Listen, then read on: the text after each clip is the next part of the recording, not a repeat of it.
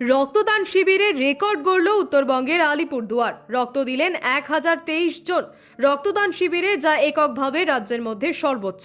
মানবিক মুখের এই কীর্তিতে ধন্য ধন্য করছে সকলে।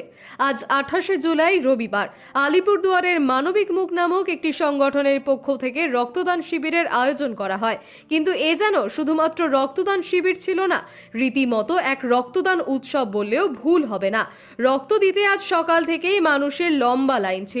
গত বছরের রেকর্ডকে ছাপিয়ে রাজ্যের মধ্যে নজির তৈরি করলো আলিপুরদুয়ার।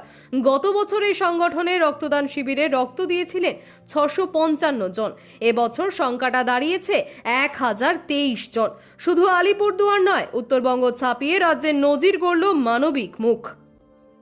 এদিন সকাল 10টা নাগাদ আলিপুরদুয়ারের একটি বেসরকারি হোটেলে রক্তদান শিবির শুরু হয়। সকাল থেকেই রক্তদাতাদের লম্বা লাইন দেখা যায়। যেভাবে মানুষ ভিড় করে মেলায়